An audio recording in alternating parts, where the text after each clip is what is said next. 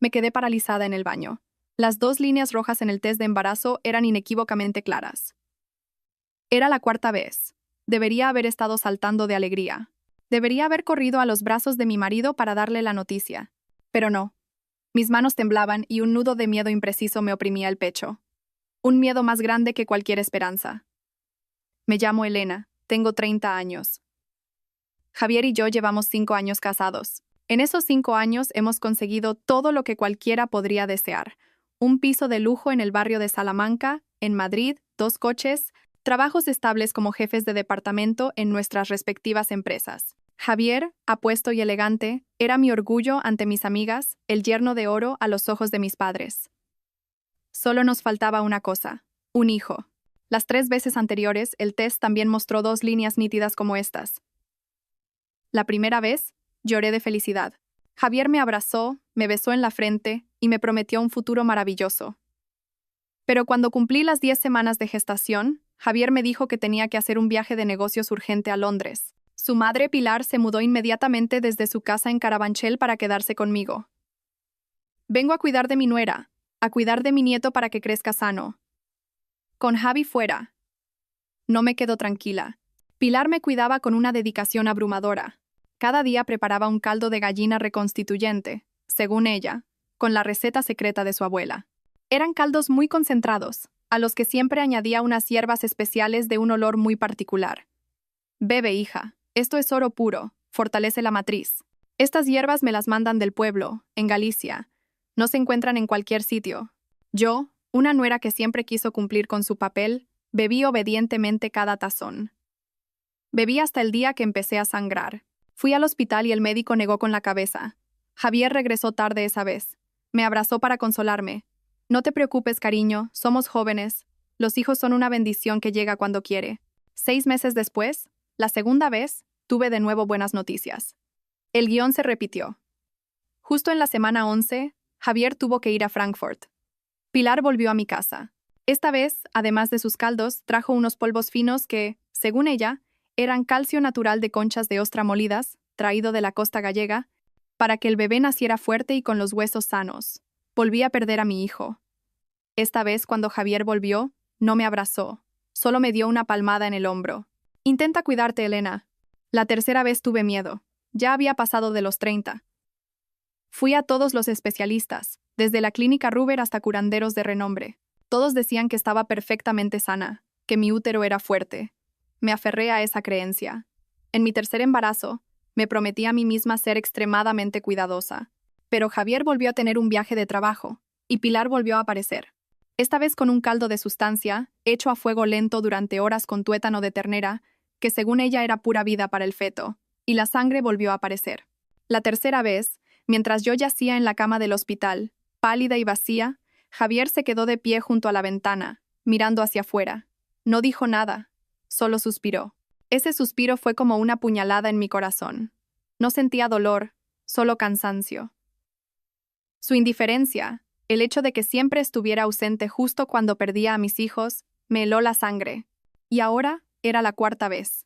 Miré el test de embarazo y las lágrimas comenzaron a caer. No me atreví a decírselo a nadie. Decidí que, esta vez, guardaría el secreto para mí sola. No se lo diría a Javier, y desde luego no le daría a Pilar la oportunidad de cuidarme.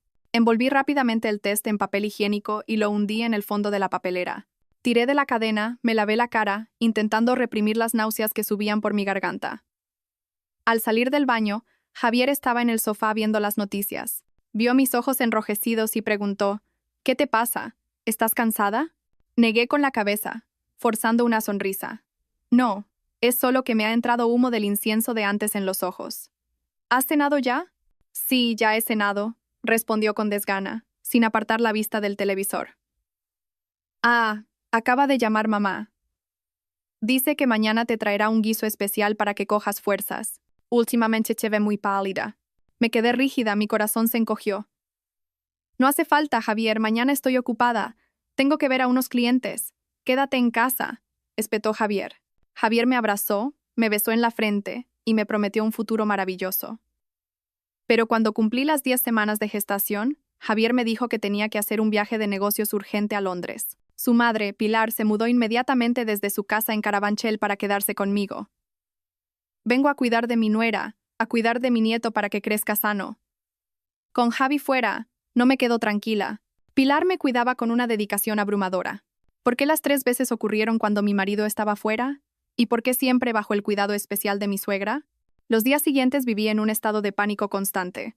Fui a trabajar con normalidad, pero intenté evitar a mi suegra a toda costa. Cada vez que llamaba, ponía la excusa de una reunión o una visita a un cliente. Sabía que no era una solución a largo plazo. Fui a una revisión ginecológica a solas. La doctora me confirmó que estaba de 6 semanas, que el embrión estaba bien implantado y sano. Me miró con compasión, una mujer con un historial de 3 abortos espontáneos consecutivos. Elena, esta vez tienes que tener un cuidado absoluto. El estado de ánimo es crucial, come bien y evita ciertos alimentos. Me dio una larga lista de recomendaciones, pero mis oídos zumbaban. Solo quería hacer una pregunta. La tercera vez, mientras yo yacía en la cama del hospital, pálida y vacía, Javier se quedó de pie junto a la ventana, mirando hacia afuera. No dijo nada, solo suspiró. Ese suspiro fue como una puñalada en mi corazón. No sentía dolor, solo cansancio. Su indiferencia, el hecho de que siempre estuviera ausente justo cuando perdí a mis hijos, me heló la sangre. Y ahora era la 4ª vez. Miré el test de embarazo y las lágrimas comenzaron a caer. No me atreví a decírselo a nadie. Me sobresalté y agité la mano. No, solo pregunto para saber qué evitar. Tengo miedo de comer algo por error. Salí de la consulta con el corazón encogido. No fui a casa directamente. Conduje sin rumbo por la ciudad. No podía dejar de pensar en aquellos caldos oscuros y espesos, con su fuerte olor a hierbas, que Pilar me había obligado a beber. Una vez pensé que era amor. Ahora solo sentía un amargor nauseabundo en la garganta. Ese domingo no pude escapar. Pilar llamó a Javier, y él me lo dijo con tono de orden. Quédate en casa hoy, viene mamá de visita. Dice que ha preparado tu plato favorito. A las 10 de la mañana Pilar llegó, y no con las manos vacías. Llevaba una gran fiambrera térmica, la que siempre usaba. Elena querida, te he preparado un consomé de ave con yema y un chorrito de jerez. Es muy reconstituyente. Come para que recuperes fuerzas y puedas darme un nieto pronto. Sirvió la sopa en un cuenco con una sonrisa radiante. El familiar olor a hierbas me golpeó la nariz. Las náuseas del embarazo, mezcladas con el miedo de mis recuerdos, me hicieron tambalear. Gracias, mamá, pero acabo de desayunar y estoy muy llena. Déjalo ahí y lo comeré más tarde, intenté excusarme. El rostro de Pilar se ensombreció. Su sonrisa se desvaneció, reemplazada por una expresión severa. Tienes que comer. Me he pasado toda la mañana al fuego por ti. Últimamente comes muy poco, por eso estás tan pálida y sin vida. Tienes que alimentarte, nutrirte para que tus óvulos sean buenos y puedas quedarte embarazada. Hablaba como si yo fuera una gallina a la que había que engordar para poner huevos. Miré el cuenco humeante y oscuro. Tenía la garganta seca. Javier, sentado a mi lado leyendo el periódico, dijo sin levantar la vista. Cómetelo. Mamá tiene razón. Come y ponte fuerte. La indiferencia de mi marido, la presión de mi suegra. Me sentía acorralada. Cogí la cuchara temblando. Es que estoy a dieta. El médico dice que tengo el colesterol alto, que debo evitar las grasas y las comidas demasiado fuertes. Inventé. ¡Tonterías!, espetó Pilar. ¿Qué saben esos médicos? Solo saben asustar a la gente. Lo que yo te doy son remedios naturales, la esencia de la tierra. Solo puede hacerte bien. ¿O es que no lo comes porque no te gusta cómo cocino? ¿Desprecias a esta vieja? Empezó a llevar la conversación al terreno de la piedad filial. Era su táctica habitual. En esta casa, yo siempre debía ser la nuera obediente y respetuosa. Javier daba mucha importancia al respeto por los mayores. No, mamá, no me atrevería. Pues si no te atreves, bébetelo. Me acercó el cuenco a la cara. Tómate hasta la última gota. Tengo que verte terminarlo para quedarme tranquila. Miré a Javier buscando ayuda. Él solo frunció el ceño. Cómetelo y dale una alegría a mamá. Solo se preocupa por ti. No tenía escapatoria. Cerré los ojos, contuve la respiración y me llevé la primera cucharada a la boca. Un sabor amargo y nauseabundo. El olor de las hierbas era tan intenso que casi vomito. Tragué a la fuerza. Se me llenaron los ojos de lágrimas. No sabía si eran por las náuseas, la humillación o el miedo. Pilar, sentada frente a mí, me observaba sin pestañear. Su mirada no era la de una madre viendo a su nuera tomar algo nutritivo, sino la de un carcelero vigilando a un prisionero. Terminé la sopa. Pilar sonrió, satisfecha. Bien, así me gusta. Si me haces caso y comes bien, seguro que pronto tendremos buenas noticias. En cuanto se fue, corrí al baño y me provoqué el vómito. Lo eché todo, hasta la bilis.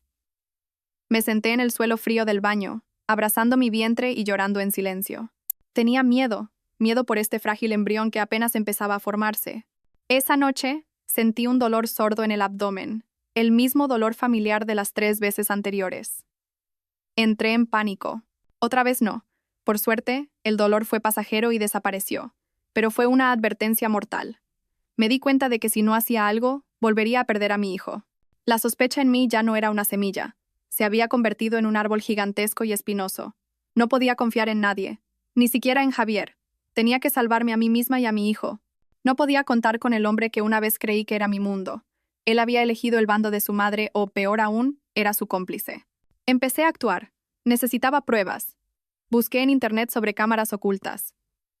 Yo, una mujer que solo sabía de trabajo de oficina y de cocina, ahora buscaba a escondidas equipos de vigilancia. Me sentí patética y ridícula a la vez. Puse la excusa de un viaje de trabajo de 2 días a Valencia para supervisar un nuevo proyecto. En realidad, conduje hasta una tienda de electrónica en el centro de Madrid. Le dije al joven dependiente que acababa de contratar a una empleada del hogar y quería vigilarla. Elegí 2 cámaras diminutas, una oculta en un reloj de mesa y otra camuflada en un cargador de móvil. Se conectaban por Wi-Fi y transmitían la imagen en directo a mi teléfono. Sosteniendo las 2 cámaras en la mano, sentí un peso enorme en el corazón. Estaba haciendo algo que nunca imaginé. Tenderle una trampa a mi propia suegra en mi propia casa. De vuelta a casa, tuve que esperar el momento oportuno. ¿Dónde instalarlas? Decidí poner una en el salón, camuflada en la estantería de la televisión, con un ángulo que cubría el sofá y la mesa de comedor, el lugar donde Pilar solía obligarme a comer. La otra la coloqué en nuestro dormitorio. No sabía por qué, pero una corazonada me dijo que debía hacerlo. La instalación fue más difícil de lo que pensé. Me temblaban tanto las manos que casi rompo el reloj. Tuve que ajustar el ángulo, esconder los cables y asegurarme de que funcionaba. Hice todo a toda prisa y con un miedo atroz, aprovechando que Javier había salido a jugar al pádel con sus amigos. Cuando terminé, me dejé caer en la cama, sin aliento. Había convertido mi hogar en una trampa. A partir de ahora, viviría como una actriz, alerta a cada palabra, a cada gesto.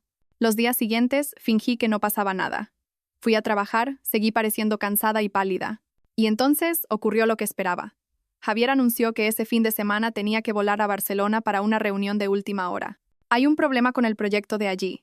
Seguramente estaré fuera 3 o 4 días. Mi corazón dio un vuelco. Otra vez un viaje de última hora. Otra vez en un momento delicado. Estaba en la 9ª semana de embarazo. Intenté parecer tranquila. Claro, cariño, ve con cuidado. El trabajo es importante. ¿Estarás bien sola en casa? ¿O llamo a mamá para que se quede contigo?, dijo Javier con la vista fija en su portátil. Era la misma frase que había oído las 3 veces anteriores. Me estremecí. No hace falta. Ya soy mayorcita. Que venga mamá es una molestia para ella. Solo se preocupa por ti. La llamo. Quédate en casa y que te cocine algo. Estás muy delgada últimamente. Javier no me dejó negarme. Cogió el teléfono y llamó a Pilar en ese mismo instante. Mamá, soy Abby. Este fin de semana me voy a Barcelona. ¿Te importaría quedarte en casa con Elena unos días? No me quedo tranquilo si está sola. Sí. Prepárale algo nutritivo, que últimamente no come nada. Gracias, mamá. Colgó y se volvió hacia mí. Ya está, mamá viene el fin de semana. Tú quédate en casa y descansa. Apreté el móvil en el bolsillo de mi chaqueta. El telón se había levantado. Pero esta vez, yo no sería una simple espectadora. Iba a descorrer el velo de este misterio. Miré a Javier, el hombre al que había amado durante 7 años, y me pregunté, ¿quién eres? ¿Eres mi marido o mi enemigo? Entré en el dormitorio, cerré con llave y abrí la aplicación de la cámara. Todo estaba listo. El ojo secreto estaba abierto. Estaba esperando a ver qué forma adoptaría el diablo. Javier se fue con su maleta el sábado por la mañana. Me dio un beso rápido en la mejilla, un beso frío y lleno de falsedad. Me voy. Pórtate bien y haz caso a mamá. Te traeré un regalo a la vuelta. Asentí y sonreí. Mi sonrisa debió de ser rígida y forzada. Buen viaje. Cuando se fue, la casa quedó en un silencio aterrador. A las 10 sonó el timbre. Era Pilar. No venía con su fiambrera térmica, sino con una pequeña maleta de ruedas. Tenía intención de quedarse. Elena, soy yo. Entró en casa con aire jovial. He esperado a que se fuera Javi. Mira, te he traído unas cosas muy nutritivas. Sacó de su bolso nidos de golondrina y otros productos carísimos. Gracias, mamá. No tenías que molestarte. Interpreté mi papel de nuera obediente. ¡Qué molestia! Lo único que quiero es que estés sana y me des un nieto pronto. Me miró con una extraña intención. ¿Cómo te encuentras últimamente? ¿Notas algo raro? Mi corazón se detuvo. No, estoy como siempre. Será el estrés del trabajo, que estoy un poco cansada. Claro, si estás cansada tienes que alimentarte. Se remangó. Esta noche te prepararé una crema de bogavante. Me lo han traído directamente de la lonja de Galicia. Ya verás qué bien te sienta. Ya verás qué bien te sienta. Pasé todo el día como si estuviera sentada sobre brasas. Mantuve la distancia, intentando hacer todo por mí misma. La observaba a través de la cámara de mi móvil. Ella deambulaba por la casa, reorganizando cosas, murmurando para sí misma. Por la noche, Pilar cocinó una crema de bogavante de olor delicioso, pero no me atreví a probarla. Dije que me sentía hinchada, comí un poco de arroz blanco y me encerré en mi habitación. Pilar llamó a la puerta. ¿Qué te pasa? ¿No comes la sopa? Está buenísima. Estoy muy cansada, mamá. Quiero dormir ya. Cena tú, no me esperes, le dije desde dentro. Hubo un silencio. Luego oí un suspiro y sus pasos alejándose. Abrí la cámara del salón. Estaba cenando sola, con cara de fastidio. Esa noche no pude dormir. Yacía despierta, abrazando mi vientre a un plano. Estaba nerviosa, expectante. Sabía que no se rendiría tan fácilmente. Sobre las 11 de la noche, oí abrirse la puerta de su habitación. Cerré los ojos rápidamente, fingiendo estar profundamente dormida. Unos pasos muy sigilosos se dirigieron hacia mi puerta. El pomo giró. Clic. La puerta estaba cerrada. Se quedó allí un momento, y luego los pasos se dirigieron hacia el salón. Inmediatamente, abrí la aplicación de la cámara del salón en mi móvil. La única luz era la de una pequeña lámpara de la cocina, y entonces la vi. Pilar no estaba durmiendo. Caminaba de un lado a otro, y se detuvo junto a la barra donde estaba la jarra de agua filtrada de la que yo siempre bebía. Mi corazón latía con fuerza. Miró hacia mi dormitorio, asegurándose de que dormía. Entonces, sacó del bolsillo de su bata un pequeño paquete de papel, idéntico al de mis peores pesadillas. Sus manos arrugadas abrieron con dificultad el paquete. Dentro había un polvo blanco y fino. Con sumo cuidado, vertió el polvo en la jarra de agua. Incluso cogió una cuchara larga y removió para que se disolviera por completo. Me quedé boquiabierta, tapándome la boca con las manos para ahogar un grito de terror. Se me heló la sangre. No era mi imaginación. Era real. Ella, mi suegra, me estaba envenenando. Pero la cosa no terminó ahí. Fui al hospital y el médico negó con la cabeza. Javier regresó tarde esa vez. Me abrazó para consolarme. No te preocupes, cariño. Somos jóvenes. Los hijos son una bendición que llega cuando quiere. 6 meses después, la segunda vez, tuve de nuevo buenas noticias. El guión se repitió. Justo en la semana 11, Javier tuvo que ir a Frankfurt. Pilar volvió a mi casa. Por la mañana, cuando tenga sed, tendrá que beber sí o sí. No te preocupes. Esta vez he doblado la dosis. Te aseguro que quedará limpio, como las otras veces. Limpio, como las otras veces. Esas palabras fueron como 1000 agujas clavándose en mi cerebro. Sí, ya lo sé, suspiró ella. Hago todo esto por ti, hijo. Esa chica no sabe parir. Tenerla a tu lado solo traerá la ruina a nuestra familia. Terminemos con esto de una vez y luego te divorcias de ella.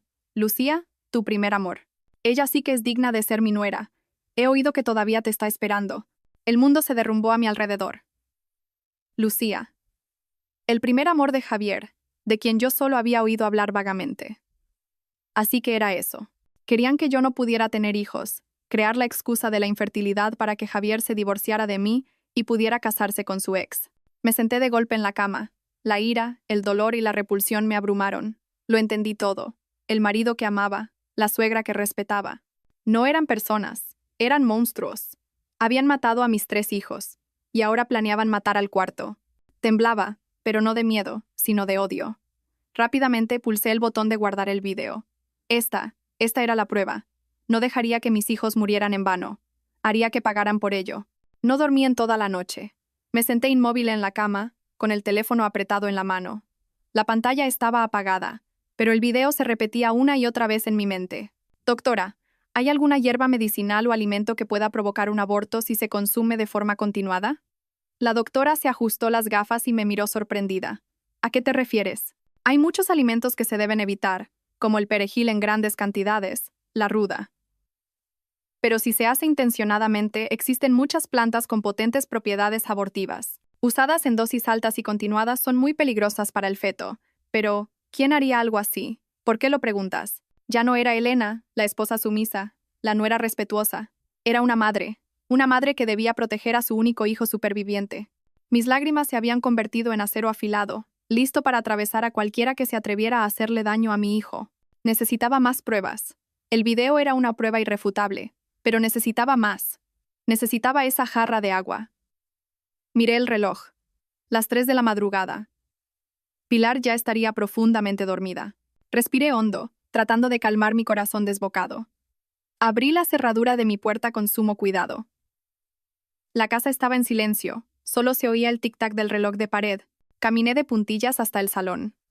La luz de la calle que entraba por la ventana era suficiente para ver la jarra de cristal en la barra de la cocina.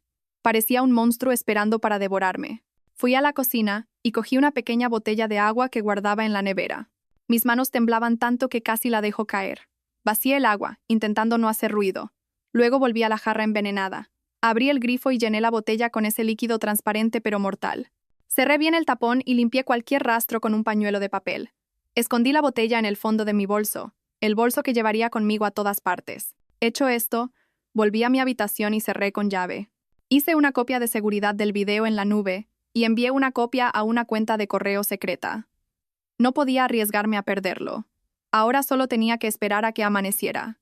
A las 6 de la mañana oí a Pilar levantarse. Oí sus pasos en la cocina, el ruido del agua y luego llamó a mi puerta. Elena, levántate. Haz un poco de ejercicio. Bébete un vaso de agua para despejarte y luego desayunamos. Su voz, tan cariñosa y preocupada, que ayer aún me reconfortaba, ahora me revolvía el estómago. Abrí la puerta, fingiendo estar adormilada, con el pelo revuelto. Estoy muy cansada, mamá. Anoche no dormí bien. Ah, sí, me examinó Pilar. Pues bebe un vaso de agua para despertarte. Te he preparado un zumo de naranja, pero bebe primero un poco de agua, señaló la jarra envenenada. Quería verme beber. Me acerqué a la barra. Mi corazón latía descontrolado. ¿Qué hago? No puedo beber. Cogí un vaso, me lo llevé a la boca.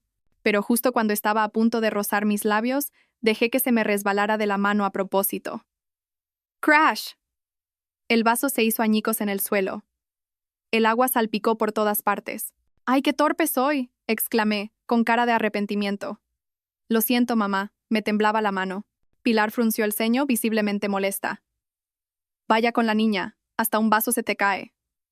Bueno, déjalo ahí, ya lo limpio yo. Sube a cambiarte y baja a desayunar. Inmediatamente, abrí la aplicación de la cámara del salón en mi móvil. La única luz era la de una pequeña lámpara de la cocina. Y entonces la vi. Pilar no estaba durmiendo. Caminaba de un lado a otro y se detuvo junto a la barra donde estaba la jarra de agua filtrada de la que yo siempre bebía. Mi corazón latía con fuerza. Miró hacia mi dormitorio asegurándose de que dormía. Entonces sacó del bolsillo de su bata un pequeño paquete de papel idéntico al de mis peores pesadillas.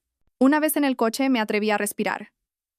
Conduje como una loca, pero no hacia la oficina. Fui a un prestigioso laboratorio de análisis privado en el barrio de Chamberí. Le entregué la botella a la empleada. Quiero analizar el contenido de esta botella.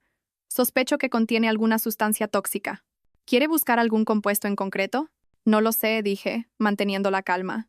Cualquier cosa, especialmente sustancias que puedan provocar un aborto. Por favor, necesito los resultados lo antes posible. La empleada me miró con lástima, probablemente pensando que era un caso de celos, pero no me importaba. Pagaré un extra. Contraté el servicio más rápido. Me prometieron los resultados en 24 horas. Al salir del laboratorio, no volví a casa. Fui a una cafetería tranquila. Llamé a mi jefe y pedí una semana de vacaciones. Tengo un asunto familiar muy urgente.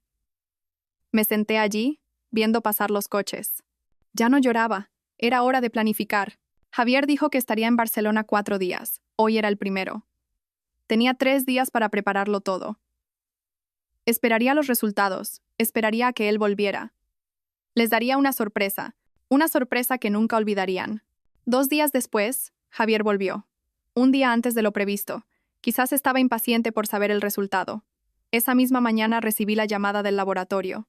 La voz de la empleada era grave. Señora Elena, tenemos los resultados. En la muestra de agua que nos trajo, hemos detectado una alta concentración de misoprostol. ¿Qué es eso? Mi corazón se encogió. Es un principio activo que se usa para úlceras gástricas, pero tiene un efecto secundario muy potente. Provoca contracciones uterinas muy fuertes. Está absolutamente contraindicado en mujeres embarazadas porque causa, con toda seguridad, un aborto. La dosis en su botella era muy elevada. ¿Se encuentra usted bien? Colgué el teléfono. Misoprostol. Ni siquiera usaban hierbas. Usaban un fármaco abortivo cruel. Seguramente las 3 veces anteriores fue lo mismo. Habían triturado las pastillas y las habían mezclado en mis sopas y en mi agua. Mis manos ya no temblaban. La rabia había superado todo miedo. Volví a casa. Pilar se sorprendió al verme, ya que le había mentido diciendo que me iba de viaje de trabajo con mi jefe. ¿Has vuelto ya? ¿Por qué no has avisado? Echaba de menos mi casa, así que he vuelto antes. Sonreí. Una sonrisa que hasta a mí me dio escalofríos. Mamá, esta noche voy a preparar una cena especial. Javi también vuelve hoy. Hace mucho que no cenamos todos juntos. Pilar pareció satisfecha. Quizás pensó que no sospechaba nada. Esa noche, Javier regresó. Traía una bolsa de regalos. ¿Has vuelto antes del viaje, cariño? Te he traído un regalo. Gracias. Lo cogí y lo dejé sobre la mesa. La cena transcurrió en una atmósfera extraña. Serví comida a Javier y a Pilar. Hablé y reí alegremente. Prueba esto, cariño. Pilar me sirvió un trozo de pollo. Come mucho para ponerte fuerte. Claro que sí. Comí. Tenía que comer. Tenía que actuar. Después de cenar, mientras los 3 estábamos en el salón tomando un té, dije: tengo algo muy interesante que enseñaros. ¿El qué, cariño? Estoy un poco cansado, dijo Javier con desgana. Una película muy buena. Te aseguro que no te cansarás. Conecté mi teléfono a la gran pantalla de televisión. No puse una película. Puse el video de la cámara de seguridad. La pantalla se iluminó, la imagen familiar del salón. Y entonces apareció Pilar, a escondidas, cogiendo el paquete de polvo blanco, vertiéndolo en la jarra de agua, removiendo. ¿Qué es esto?, balbuceó Pilar, con el rostro pálido como el papel. Javier se levantó de un salto. Elena, ¿qué demonios estás haciendo? Quita eso ahora mismo. ¿Por qué quitarlo? Si ahora viene lo mejor. Pulsé el play y el audio de la llamada telefónica resonó, nítido, en la silenciosa habitación. Ya está dormida. Le he puesto el polvo en la jarra de agua. Esta vez he doblado la dosis, te aseguro que quedará limpio, como las otras veces. Y entonces, la voz de Javier, la voz que una vez amé. Vale, mamá, adelante. Para, gritó Pilar, abalanzándose para quitarme el mando. Retrocedí. ¿Parar? ¿Por qué? Mamá, explícamelo. ¿Qué significa limpio? ¿Como las otras veces? ¿Significa las 3 veces que perdí a mis hijos? ¿Qué era ese polvo blanco? ¿El remedio que siempre me dabas? Pilar, temblando, me señaló con el dedo. Tú, ¿te atreves a ponerme una cámara? Desvergonzada, me has tendido una trampa. ¿Una trampa? Reí, y las lágrimas brotaron. Fuiste tú la que caíste en ella. Si no hubieras hecho nada, no tendría nada que grabar. Me volví hacia Javier. Él estaba paralizado, sin una gota de sangre en la cara. Y tú, habla, explícate. ¿Qué significa vale, mamá? Adelante. Lo sabías todo, ¿verdad? Eras cómplice de tu madre. Vosotros matasteis a mis 3 hijos y estabais intentando matar al cuarto, grité. Ya no podía contenerme más. Elena, cálmate. Es un malentendido. Todo es un malentendido, tartamudeó Javier intentando acercarse. ¿Un malentendido? Le arrojé a la cara el informe del laboratorio. Lee esto. Misoprostol, un fármaco abortivo. Me habéis estado envenenando con esto. ¿Sabes lo que eres? Eres un asesino. Javier miró el informe y se derrumbó. Sabía que no podía negarlo. Pilar, al ver que era inútil, cambió de táctica. Se arrodilló en el suelo, llorando y abrazándose a mis piernas. Elena, perdóname. Estaba confundida. Solo quería lo mejor para Javi. Como vi que las 3 veces no pudiste retener al bebé, pensé que no podías tener hijos. No era mi intención. Retrocedí mirando con asco a la mujer que lloraba a mis pies. ¿Pensabas que no podía tener hijos? ¿O te encargaste de que no pudiera? Querías que abortara para que Javier tuviera una excusa para divorciarse y casarse con Lucía, ¿verdad? Eres cruel. No eres humana. ¡Cállate!, rugió Javier de repente. El miedo se convirtió en ira. ¿Has hablado ya suficiente? Es verdad que no puedes tener hijos. Mi madre solo intentaba ayudarme. Eres una inútil, un árbol seco. Levantó la mano para abofetearme. No me moví. Lo miré directamente a los ojos. ¿Te atreves a pegarme? Pégame. Mátame. Mátanos a mí y a mi hijo, igual que hiciste con los 3 anteriores. La mano de Javier se detuvo en el aire. No se atrevió. La habitación quedó en silencio. Un silencio denso, impregnado de crimen y mentiras. Javier bajó la mano, jadeando. Pilar seguía en el suelo. Sus sollozos habían cesado, reemplazados por una respiración sibilante. Miré a las 2 personas que tenía delante. Uno era mi marido, la otra mi suegra. Ahora, para mí, eran 2 extraños, 2 demonios. ¿Creéis que esto es todo lo que tengo?, dije con calma, mi voz fría como el hielo. Saqué mi teléfono. No llamé a la policía. Sabía que con su dinero e influencias podrían librarse. Llamé a la única persona en el mundo en la que podía confiar. Papá. Fue todo lo que pude decir. Toda mi fortaleza, toda mi coraza de acero, se hizo añicos al oír la voz preocupada de mi padre al otro lado. Elena, hija, ¿qué pasa? Tu voz suena rara. Rompí a llorar. Papá, mamá, venid a salvarme. Venid a salvarme. Me están matando. Están matando a mi bebé. No sé cómo llegaron mis padres. Creo que mi padre se saltó todos los semáforos en rojo. Menos de 45 minutos después, el timbre de mi casa sonó de forma insistente. No era un timbre, eran golpes en la puerta. Corrí a abrir. Mis padres estaban allí. Mi madre, al verme despeinada, con la cara cubierta de lágrimas, casi se desmaya. Mi padre, un viejo militar retirado, endureció el rostro. ¿Qué ha pasado?, preguntó con su voz grave y autoritaria. Entró en casa. Vio a Pilar en el suelo. Vio a Javier pálido como un muerto. Vio el informe del laboratorio sobre la mesa y el video, aún reproduciéndose sin sonido en la televisión. Papá, mamá, fue todo lo que pude decir. Mi madre corrió a abrazarme. Dios mío, hija mía, ¿qué te han hecho? Mi padre, más calmado, recogió el informe. Lo leyó.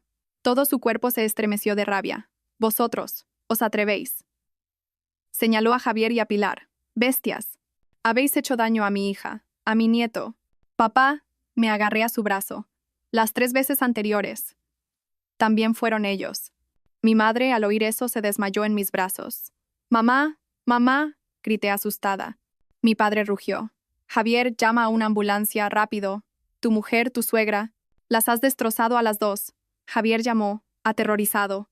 Pilar, en ese momento, pareció reaccionar y se arrastró hacia mi padre. Consuegro, yo. Le ruego. Cállese, gritó mi padre. No me llame consuegro. A partir de ahora no hay nada entre nosotros. Qué mala suerte la mía emparentar con gente como ustedes. Mi padre ayudó a mi madre a sentarse en el sofá. Se volvió hacia mí. Elena, sube a tu habitación y recoge tus cosas. Solo lo más valioso. El resto, déjalo. Vuelves a casa con nosotros. Sí, sentí una nueva fuerza. ¿A dónde va? Pilar se levantó de repente, bloqueándome el paso. Es la mujer de mi hijo. Lleva a mi nieto. No puede irse a ninguna parte. La miré. ¿Nieto? ¿Todavía te atreves a pronunciar esa palabra? No te la mereces. Elena, no te vayas. Javier también intentó detenerme. Hablemos las cosas con calma. Si montas este escándalo, los vecinos se van a reír de nosotros. Solté una carcajada amarga. Prefiero que se rían de mí a quedarme en este infierno para que me matéis. Apártate. Mi padre se interpuso, empujando a Javier. No era tan alto como él, pero la autoridad de un viejo soldado le hizo retroceder. Quítate de en medio y no toques a mi hija. Nos veremos en los tribunales. Os voy a denunciar a los 2.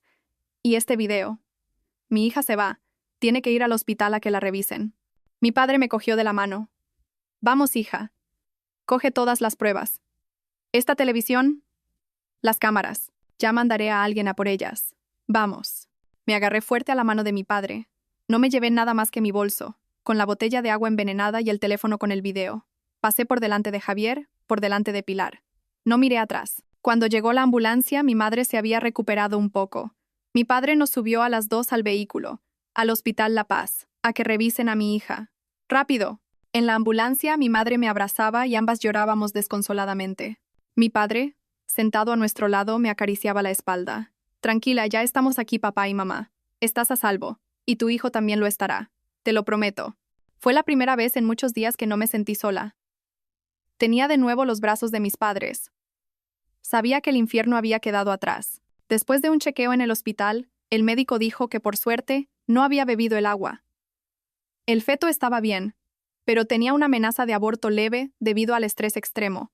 Me recomendaron ingreso hospitalario durante al menos una semana. Mis padres no me dejaron volver a su casa. Temían que Javier y Pilar fueran a armar un escándalo. Mi padre alquiló un apartamento de lujo con servicios cerca del hospital. Dijo que el dinero no importaba, solo nuestra seguridad. Mi madre contactó inmediatamente con un prestigioso bufete de abogados. Todas las pruebas, el video, los resultados del laboratorio, mi historial médico de los 3 abortos anteriores fueron entregadas. La demanda de divorcio y la denuncia penal por un delito de lesiones agravadas se redactaron de inmediato. Los días siguientes, Javier me acosó por teléfono. Mensajes, llamadas, a veces suplicando: Elena, por favor, lo siento. Vuelve conmigo, empecemos de nuevo. A veces amenazando: como hagas esto público, tu hijo no estará seguro. Es mi hijo. Bloqueé su número, pero usaba otros. Una tarde, mientras estaba en el balcón, sonó un número desconocido. Estaba a punto de colgar, pero algo me impulsó a contestar. ¿Hola? Perdón, ¿es usted Elena? Una voz femenina, suave y clara. Fruncí el ceño. Sí, soy yo. ¿Quién es? Soy Lucía. Ese nombre, el origen de toda la tragedia. La sangre me hirvió. ¿Para qué me llamas? ¿Para regodearte?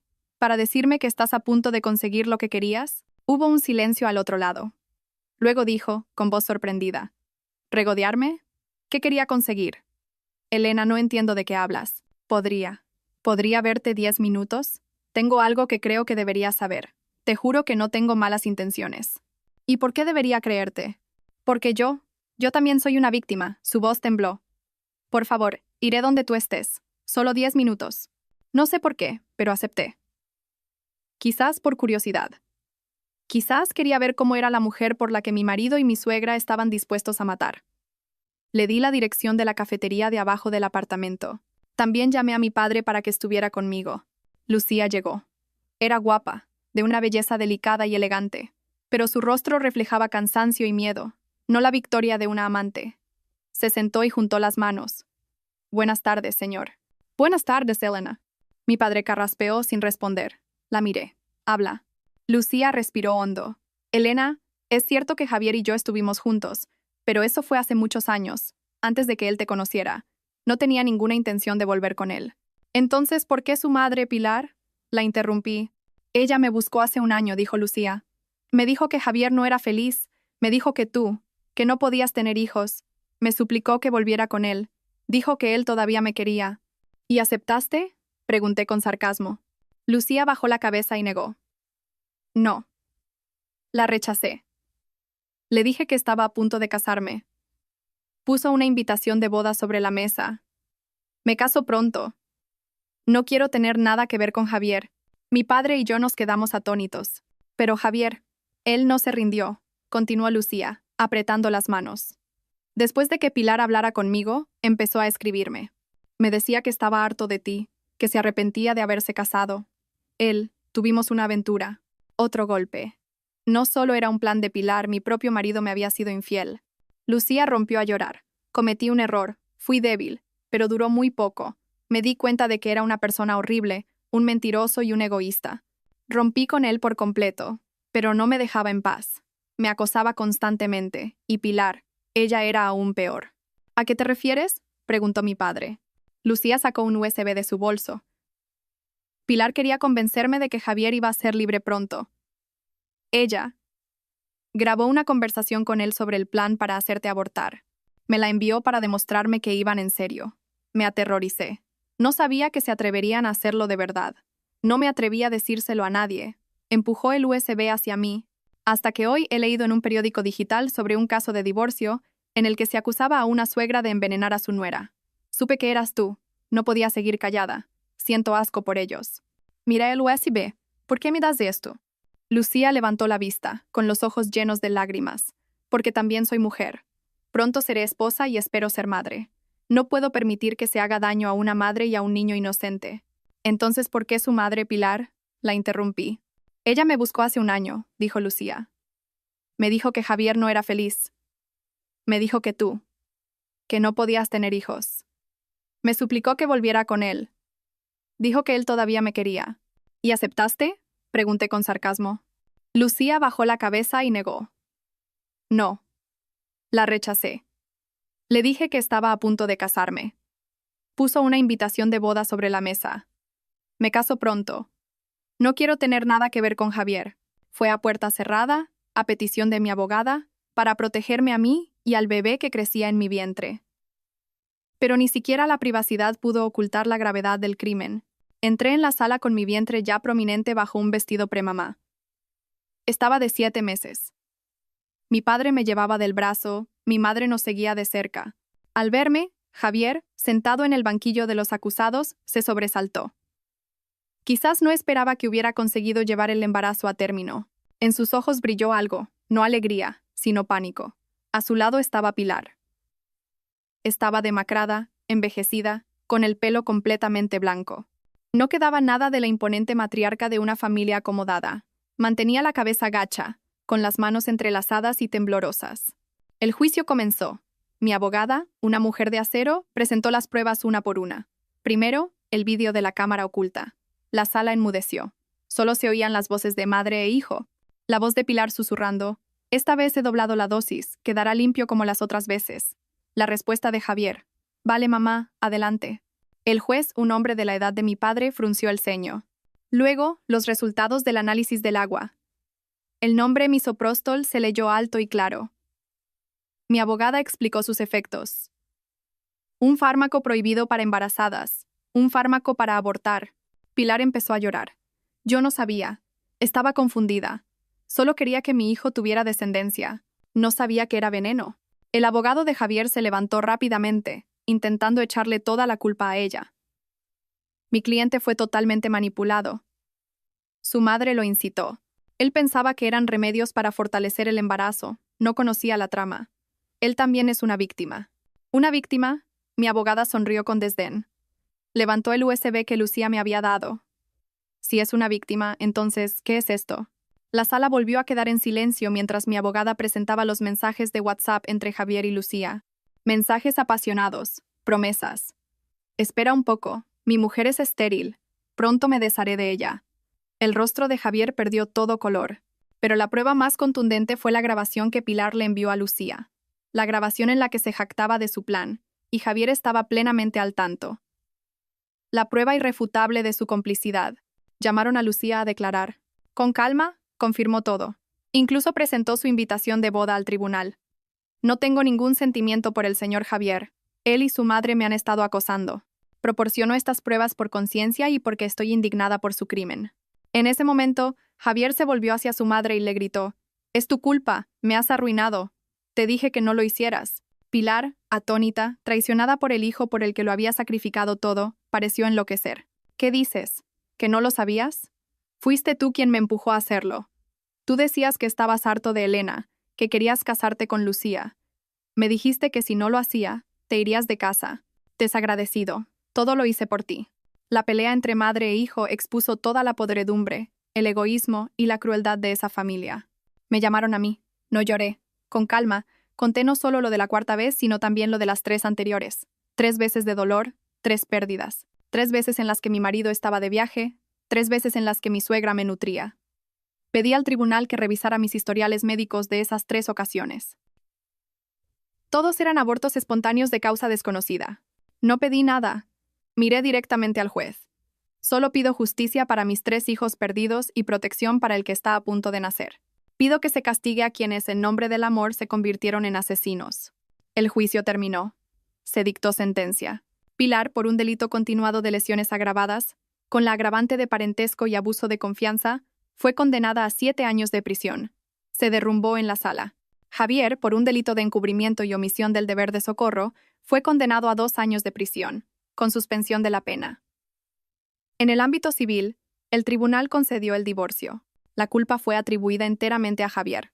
No solo no recibió parte de los bienes gananciales, sino que fue condenado a pagarme una importante indemnización por daños morales y físicos, además de la pensión completa de alimentos para nuestro hijo. Su empresa, tras el juicio, perdió todos sus contratos. Su reputación y su carrera quedaron destruidas. Salí del juzgado con mis padres a cada lado.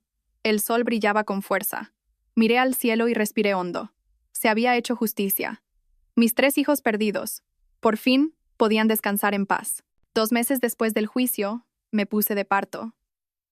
Fue una noche de lluvia torrencial. La primera contracción me despertó en mitad de la noche. A diferencia de las 3 veces anteriores, este dolor no venía acompañado de sangre. Era un dolor de vida, una señal. Papá, mamá, creo que ya viene. Toda la casa se revolucionó. Mi padre cogió el coche, mi madre la bolsa del bebé. Llegamos al hospital bajo un diluvio. Me llevaron directamente a la sala de partos. El dolor se intensificaba. Estaba empapada en sudor. Me mordí los labios intentando no gritar. Mi madre, a mi lado, me apretaba la mano. Lloraba. Vamos, hija, tú puedes. En medio del dolor, los recuerdos de los 3 abortos volvieron. El dolor físico, la desesperación. Tenía miedo de que la tragedia se repitiera. Doctor, salve a mi hijo, por favor. Le supliqué al médico. El anciano doctor, el mismo que había seguido mi embarazo, me tranquilizó. Elena, calma. Todos los indicadores son buenos, el corazón del bebé late fuerte. Escúchame. Respira hondo, expulsa, empuja. Reuní todas mis fuerzas. Grité. Un grito que rasgó la noche, que rasgó todo el dolor y la humillación que había soportado. Y entonces... ¡Guau! El llanto de un bebé.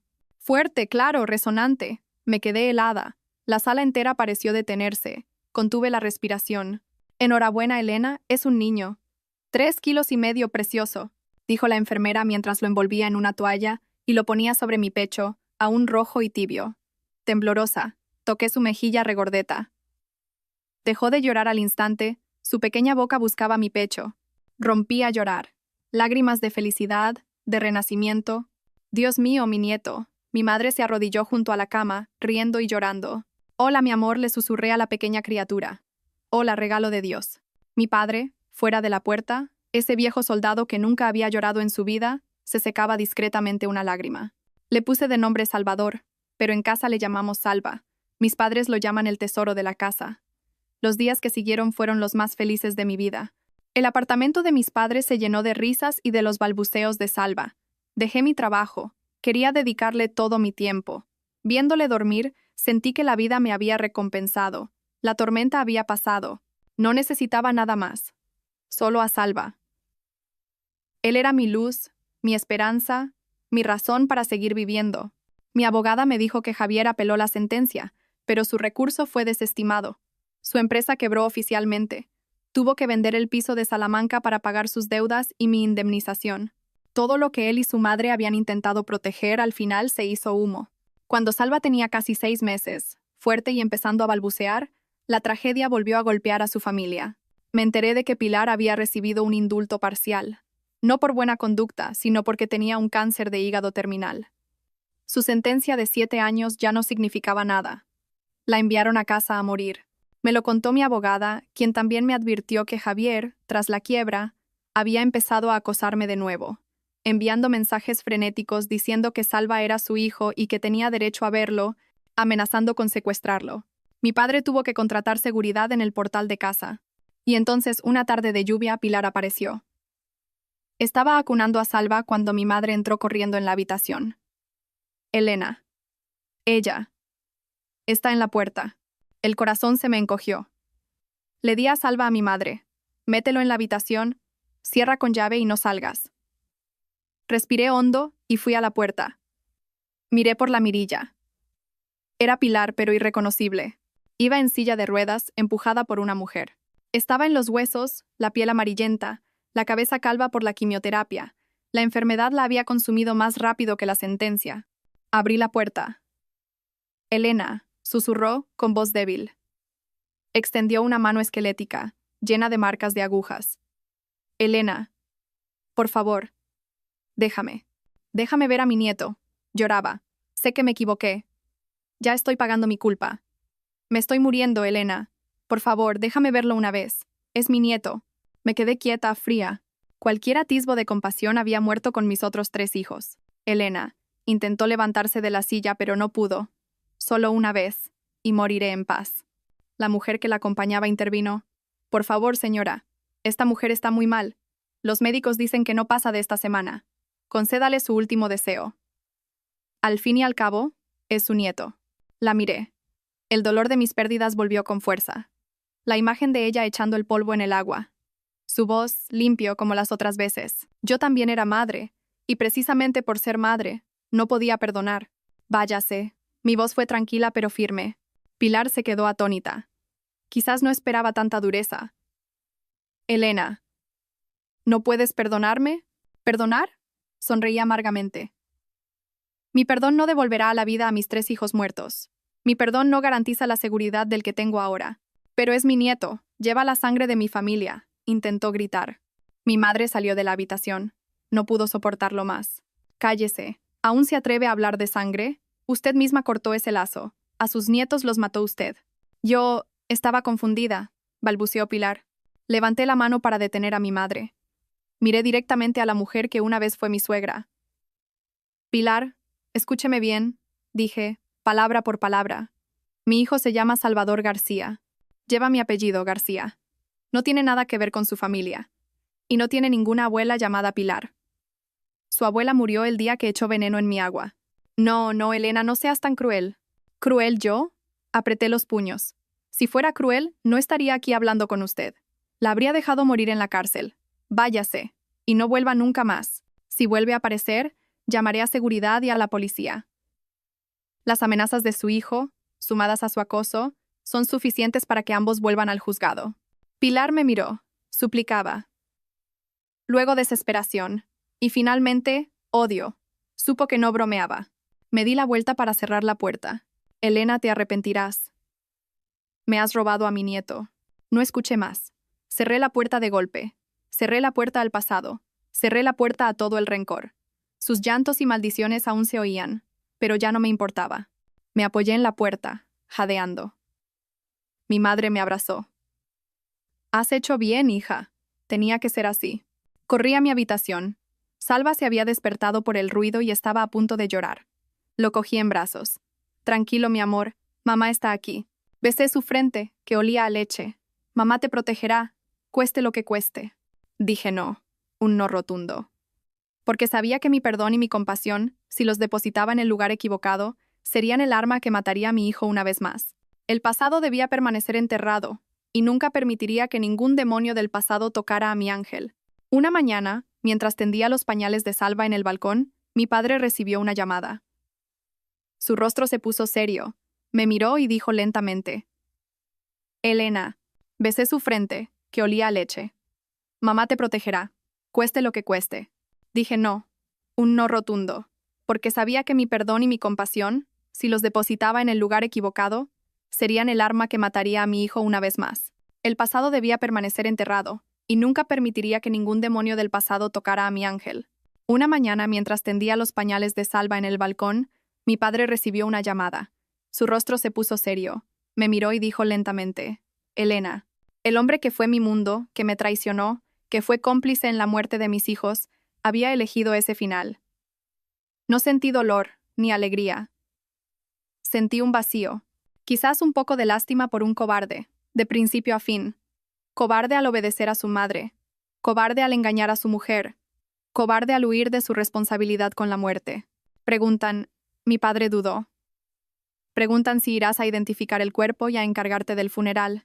Negué con la cabeza al instante. No, papá, no iré. No tengo nada que ver con él. Por favor, diles que contacten con algún otro familiar que tenga. No quiero saber nada. Mi padre asintió. Lo entiendo. Yo me encargo. La vida siguió. Los balbuceos de Salva, el olor a leche y pañales llenaban mis días. Pero unos días después, un agente de policía vino a casa. No para investigar, sino para entregar sus efectos personales. La familia del señor Javier no tiene a nadie más. La madre está gravemente enferma. Solo queda usted. Encontramos esto en la escena. Puso sobre la mesa una pequeña caja de cartón. Dentro había una cartera vieja, un móvil barato con la pantalla rota y un cuaderno de tapas gastadas. No quería tocarlo. Pero después de que la gente se fuera, algo me impulsó a abrir el cuaderno. Era el diario de Javier. Empezó a escribir después del juicio. Letra torcida, llena de tachones. La primera página decía: lo he perdido todo. Elena ha ganado. Mamá tenía razón, es mi culpa. Por débil, por codicioso. Pasé las páginas. No eran palabras de arrepentimiento por haberme hecho daño, sino de autocompasión. Se quejaba de haber perdido la empresa, la casa, el honor. Maldecía a Lucía por haberle traicionado. Las mujeres sois todas unas víboras, escribió. Sonreí con amargura. Ni siquiera al final reconocía su error.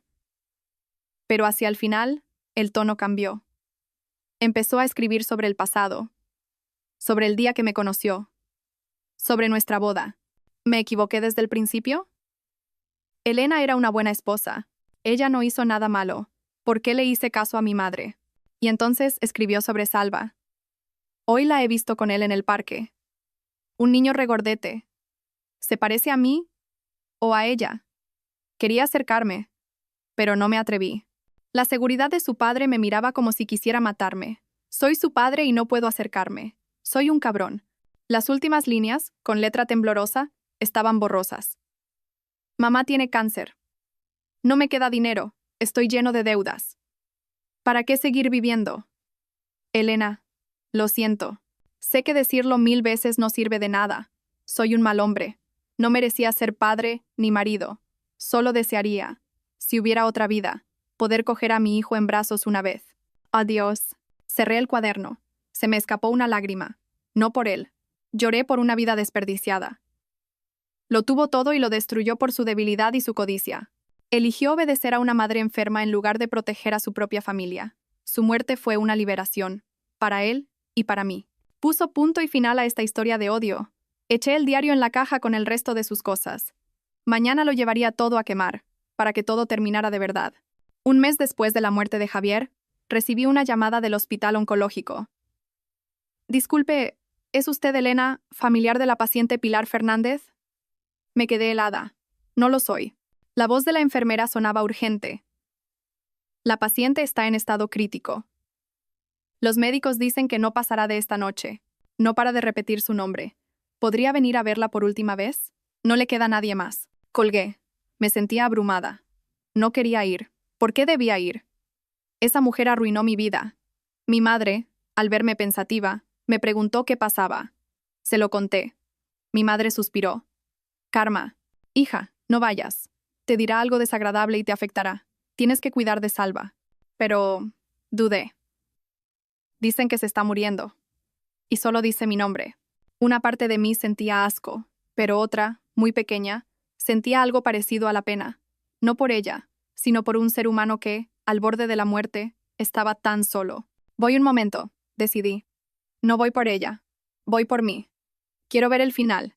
Cerrar esta puerta para siempre y no tener remordimientos. Mi madre no insistió. Ve, pero prométeme que, pase lo que pase, mantendrás la calma. Llegué al hospital, el olor a desinfectante, a enfermedad y a muerte. Pilar estaba en una habitación compartida, en una cama de hierro en un rincón. Apenas la reconocí. Era un esqueleto cubierto de piel amarillenta. El monitor de constantes vitales emitía un pitido débil y constante. Me acerqué. Pareció sentir mi presencia y abrió los ojos, turbios y sin vida. Al reconocerme, un brillo apareció en ellos. Intentó moverse, hablar. Elena. Su voz era un susurro seco. Me quedé quieta. Fui muy mala, ¿verdad, hija? No respondí. Javi, se ha ido. Lloró, sin lágrimas. Fue mi culpa. Yo maté a mi hijo. Estaba confesando, no a mí, sino a sí misma. Estaba obsesionada con tener un nieto. Celosa de ti. Porque Javi te quería. Y se olvidaba de mí. Así que era eso. No solo el nieto. Eran los celos egoístas de una madre que no quería compartir a su hijo. Empezó a convulsionar. Una enfermera corrió a atenderla. Viéndola luchar contra la muerte, todo mi odio se desvaneció. Ya no sentía rabia, solo lástima. Me incliné y le susurré al oído. Ya pasó todo. Váyase en paz. Me miró con los ojos muy abiertos. Quizás no esperaba eso. Váyase en paz, repetí. Las deudas de esta vida están saldadas. Váyase tranquila. Lo dije, no para perdonarla, sino para liberarme a mí misma. No quería cargar con ese odio ni un día más. Me di la vuelta para irme. No quería presenciar el final. Justo al salir, la enfermera me llamó. Señora Elena, espere. No, no cierra los ojos. Sigue susurrando. Nieto, nieto. Me detuve. ¿Quería ver a Salva? Era imposible. No llevaría a mi hijo a ese lugar. Pero ella no moría. Esperaba. Respiré hondo y saqué el móvil. Hice una videollamada a mi madre. Mamá, pon a Salva. La pantalla se iluminó con la cara adormilada de mi hijo. Volví a la habitación. Pilar jadeaba, con los ojos desorbitados. Escuche. Le acerqué el teléfono al oído. Justo en ese momento. Salva. ¿En casa? Balbuceó. Mamá. Papá. Un sonido puro, inocente. El cuerpo tenso de Pilar se relajó. Inclinó la cabeza intentando mirar la pantalla. Una lágrima de verdad. Rodó por su mejilla seca. Su boca se movió sin sonido, pero leí en sus labios. Abuela. Y entonces cerró los ojos. La mano que se aferraba a la sábana se relajó. Pi. El monitor emitió un pitido largo y frío. Se había ido. Apagué el teléfono y salí del hospital. El viento de la noche era helado, pero me sentí ligera. Le había dado lo que anhelaba. Fue mi último acto de compasión. A partir de ese momento, supe que todo el rencor había sido enterrado para siempre. La vida de mi hijo y la mía volvieron a la calma. Salva crecía a pasos agigantados. Empezó a buscar un trabajo desde casa para poder cuidarlo. Una mañana, recibí un paquete de un bufete de abogados que no conocía. Dentro había una carta y una vieja caja de brocado rojo. El abogado explicaba que era el albacea del testamento del señor Carlos Vidal, el padre de Javier. Me quedé atónita. Nunca supe nada de él. La carta explicaba que el señor Vidal y Pilar se habían separado cuando Javier era un niño. Era un antiguo profesor, un hombre bueno que no soportó el carácter de Pilar y se marchó. Nunca contactó con ella, pero siempre pagó en secreto la educación de Javier. Falleció hacía 2 años por una enfermedad. En su testamento dejaba sus ahorros y un regalo para mi primer nieto. He vivido solo toda mi vida. Mi único anhelo era tener un nieto en brazos. Temblorosa, abrí la caja. Dentro había una esclava de oro macizo, de las tradicionales, bellamente grabada. El regalo que un abuelo preparó para el nieto que nunca conoció. Mi corazón se encogió. En esa familia podrida, había habido una buena persona. El abogado escribió que, además de la esclava, el señor Vidal dejaba una cuenta de ahorros con 10.000 euros. Como Javier había fallecido, Salva era el único heredero legal. Me quedé pensativa. Mis padres dijeron que lo aceptara, que era una bendición de su abuelo. Acepté la esclava de oro, era un recuerdo. Pero el dinero, esa noche llamé al abogado. Acepto la esclava en nombre de mi hijo. Pero el dinero, por favor, dónelo en nombre del señor Carlos Vidal a un orfanato o a una fundación de ayuda a la infancia. Mi hijo y yo construiremos nuestra propia vida. El abogado guardó silencio un momento. Entiendo. Respeto su decisión, señora Elena. Es usted una mujer admirable. Colgué. Miré la esclava en mi mano y luego a mi hijo dormido. Sonreí. Había aceptado el único vínculo familiar bueno que quedaba, pero había rechazado cualquier lazo material. Mi hijo y yo saldríamos adelante por nuestros propios medios. El pasado, por fin, estaba cerrado. El tiempo pasó. 3 años. Las heridas se habían curado. Hoy era un día especial. Salva cumplía 3 años y era su primer día de colegio. Lo llevé de la mano, emocionado. No lloró. Mamá, ¿el cole es muy grande? Lo dejé en su clase. Al salir, me quedé un momento en la puerta, mirándolo. Disculpe, se le ha caído esto. Una voz cálida a mi lado. Un hombre alto, con camisa blanca, recogía del suelo mi pañuelo del pelo. Ah, gracias. Levantó la vista y sonrió. Elena, ¿eres tú? Elena, ¿de la clase de empresariales? Me quedé helada. Esa cara. Tú eres. Soy Mateo. Mateo Sanz, de la clase de Derecho, un curso por encima. ¿No te acuerdas? El chico que siempre se sentaba enfrente de ti en la biblioteca. Mateo, el chico del que estuve secretamente enamorada en la universidad. Seguía igual, con esa sonrisa cálida. Dios mío, Mateo. No te reconocía. Han pasado más de 10 años. Tú no has cambiado nada. Sonrió. ¿También traes a tu hijo al cole? Asentí. Sí, mi hijo Salva. Hoy es su primer día. ¿Y tú? Yo también. Su sonrisa se tiñó de una leve tristeza. Traigo a mi hija. En ese momento, una niña preciosa, como una muñeca, salió corriendo. Papá, te has olvidado mi mochila. Soy padre soltero, me explicó con algo de vergüenza. Mi mujer falleció hace 2 años en un accidente de tráfico. Mi corazón se encogió. Lo siento mucho. No pasa nada. ¿Y tú? ¿Dónde está tu marido? La pregunta, aunque inocente, me detuvo. Pero ya no era la de antes. También soy madre soltera. Me divorcié hace mucho. Nos miramos, ambos sorprendidos.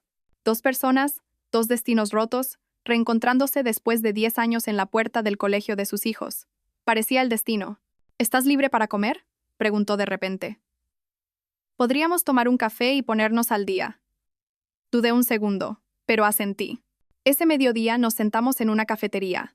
Hablamos de trabajo, de los niños. Me contó la dureza de criar a su hija, Sofía, solo. Yo le conté, sin entrar en los detalles más oscuros, que mi divorcio fue terrible y que había criado a Salva sola desde que nació. Has pasado por mucho, me dijo Mateo, con admiración en su mirada. Encontramos en el otro la sintonía de 2 almas que habían atravesado la tormenta. Los días siguientes nos vimos más, todas las mañanas en la puerta del colegio. Los niños se hicieron amigos inseparables. Los fines de semana, a veces nos invitaba al parque. Los 4, él, yo, Salva y Sofía, parecíamos una familia de verdad. Mateo me cuidaba con una delicadeza y una sinceridad que me desarmaban. Mis padres, al principio recelosos, terminaron por aceptarlo. Ese chico es decente, sentenció mi padre. Una noche mientras me llevaba a casa me cogió la mano. Elena, sé que has sufrido mucho. No quiero presionarte, pero quiero que sepas que te quiero. Quiero tu fuerza, tu bondad. Quiero ser el hombre que os proteja a ti y a Salva. ¿Me darías una oportunidad? Lo miré. Sus ojos eran tan sinceros que mi corazón se derritió. Asentí en silencio. Él sonrió y, en lugar de besarme, levantó mi mano y depositó en ella un beso suave y respetuoso. Gracias. Supe que la felicidad, de verdad, había vuelto a nacer. Nuestra relación floreció de forma natural y cálida. Mateo nunca me preguntó por mi pasado. Él era un padre maravilloso, no solo para Sofía, sino también para Salva. Le enseñó a jugar al fútbol, lo llevaba a hombros en el zoo. Fue el primer hombre que le enseñó a mi hijo lo que era el amor de un padre. Un día, oí a Salva y a Mateo jugando en el salón. Después de un rato, mi hijo preguntó con timidez: Mateo, ¿puedo llamarte papá? Me quedé paralizada en la cocina. El corazón me latía con fuerza. Hubo un silencio. Y entonces oí la voz de Mateo, temblorosa de emoción. Claro que sí, hijo. Dilo otra vez que te oiga. Papá, gritó Salva, feliz. Aquí estoy, rió Mateo. Aquí está papá. Oí cómo se abrazaban. Me apoyé en la pared y las lágrimas corrieron por mis mejillas. Lágrimas de pura felicidad. Mi hijo, por fin, tenía un padre de verdad. Salí. Mateo tenía a Salva en brazos, ambos con los ojos enrojecidos. Sofía aplaudía a su lado. Bien. Salva tiene un papá y yo tengo una mamá, Elena. Mateo me atrajo hacia su abrazo. Ya somos una familia, Elena. Asentí escondiendo mi cara en su pecho. Sí, después de todo había encontrado mi hogar. Salva tenía un padre. Sofía, una madre. 4 piezas rotas que, juntas, formaban el puzzle perfecto de una familia. Un mes después, Mateo me pidió matrimonio. Fue en casa de mis padres, en el cumpleaños de mi padre. Se arrodilló delante de mí. Elena, dijo, abriendo una caja con un anillo sencillo y elegante. No te prometo riquezas, pero te prometo con mi vida que te querré a ti, a Salva y a Sofía. Te prometo un hogar lleno de risas y paz. ¿Quieres casarte conmigo? Salva y Sofía gritaron. Di que sí, mamá Elena. Riendo entre lágrimas extendí mi mano. Sí, quiero. Nuestra boda fue un mes después. Una fiesta íntima en el jardín de mis padres. Los verdaderos protagonistas fueron Salva y Sofía, vestidos de paje y damita de honor, preciosos. Mi padre, en su discurso, dijo con la voz quebrada: pensé que mi hija había sufrido demasiado, pero hoy, al verla aquí, radiante y feliz, sé que hay un Dios justo. Gracias, Mateo, por quererla a ella y a mi nieto. Esa noche, en nuestra nueva casa, una pequeña casa con jardín en las afueras, los niños dormían profundamente. Mateo y yo estábamos en el balcón, bajo la luna. Me abrazó por detrás, ¿Eres feliz? Apoyé mi cabeza en su hombro. Nunca he sido tan feliz. Gracias. Gracias por venir y darnos una familia. Apretó su abrazo. No. Gracias a ti. Tú y Salva llenasteis el vacío en la vida de mi hija y en la mía. Sonreí, mirando al cielo estrellado. La vida nunca te lo quita todo. La tormenta había pasado. Después de todo el dolor, toda la pérdida, yo, una buena persona, había encontrado por fin la paz. La felicidad puede llegar tarde, pero siempre, siempre llega.